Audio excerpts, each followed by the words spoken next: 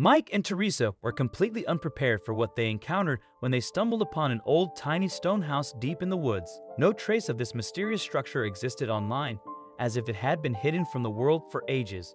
Initially puzzled by their discovery, their confusion quickly turned to fear as they peered inside. They had every reason to be afraid. The house concealed a significant secret. What they saw left them utterly shocked. Why was there a stone house in the middle of the forest?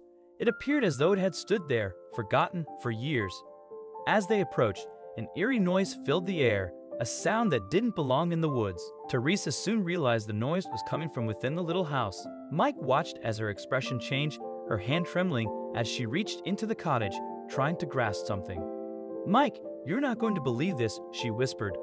What had Teresa found inside that little house, and how had it remained undiscovered for so long? The couple had seen everything from homeless camps to wild animals on their walks. Their good friend Jonathan often went with them, even though he wasn't much of an outdoorsman. Mike and Teresa had no reason to doubt his intentions, but there was more going on than Jonathan let on. Something was very unusual. None of the paths seemed to match their maps. The markings in the real forest didn't align with any of the maps they had, even though they had several. Teresa wondered if they might not be allowed to be in this part of the wildlife sanctuary, but none of them had seen any signs along the way. They tried to find their location on their phones, but they had no coverage in the remote area. Jonathan chose a path he thought would help, and Mike and Teresa followed. As they walked deeper into the woods, Mike got the sense that something wasn't right. Finally, Teresa decided to recheck their location. She was relieved to find that they were heading in the right direction after all. When they arrived in the middle of the nature reserve, Jonathan became visibly excited and started walking faster and faster. As Mike and Teresa walked toward the clearing, they realized something else was there. Mike approached cautiously, but suddenly he fell forward. He had caught his foot in something. Teresa hurried over to help him remove his hiking boot and free himself, but when they looked up, Jonathan was gone. Mike saw a structure a little further ahead. It was a small stone house.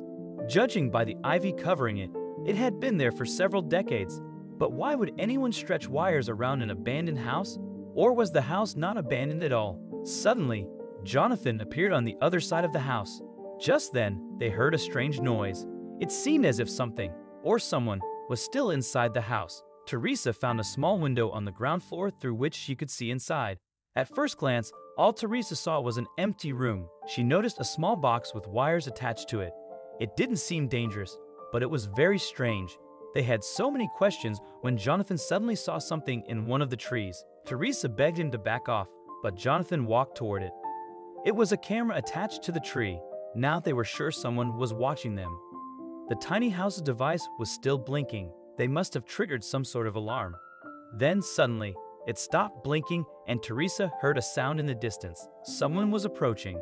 Teresa hurried over to Mike and Jonathan to warn them that someone was coming. Now they heard 3 sets of footsteps, and without hesitation, the group took off. Jonathan took the device with him because he wanted to find out what it was. Then they heard someone screaming in the distance. The device started making noise again, and Mike yelled at Jonathan to drop it. They could probably trace the device. However, Jonathan was stubborn and didn't want to leave it behind. Did he have a secret agenda? Teresa wanted to find out who was following them and why. Mike didn't want to leave her alone and hesitantly agreed to the plan. Mike and Teresa were startled to see 2 German shepherds approaching. Then suddenly, the dogs were whistled away, and a mysterious man approached them. Who was he? The man didn't seem to have any bad intentions, but why was he following them? They didn't have the device with them anymore, but maybe the dogs had picked up on their scent. The man came up to them and asked what they were doing there. Mike was relieved when he realized the man just wanted to talk. It turned out to be the ranger, and his name was Peter. Peter was investigating why a device was active in that part of the forest, and he had a lot of questions for the couple. Teresa and Mike explained why they were there and that they had found the little stone house. They assured him they had no ill intentions. Peter also asked where the device was now, but why did he want to know? Was there something Mike and Teresa didn't know? They explained that Jonathan had taken the device, and Peter could see that Jonathan was close to the edge of the woods. Even his dogs wouldn't be able to catch up with him. The ranger invited Mike and Teresa to his cabin to explain everything. Peter told them that the little house was under guard, but he couldn't say exactly why. It was a leftover part of a closed amusement park that he wanted to protect. He had accidentally left the device there himself. It was quite expensive, so he wanted it back. Although Teresa and Mike believed Peter's explanation, they couldn't shake the feeling that he was withholding something. Meanwhile, Jonathan was still missing, having taken the device with him, convinced he had stumbled upon something extraordinary. Teresa tried repeatedly to call Jonathan to clarify the situation, but he didn't respond. Mike grew increasingly frustrated with how Jonathan had handled everything, especially leaving them behind. Then, to their surprise, they heard a voice in the distance.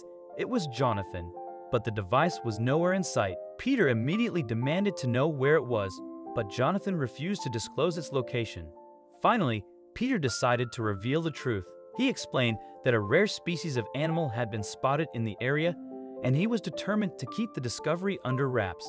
That's why he had left the device behind, to protect his find from others.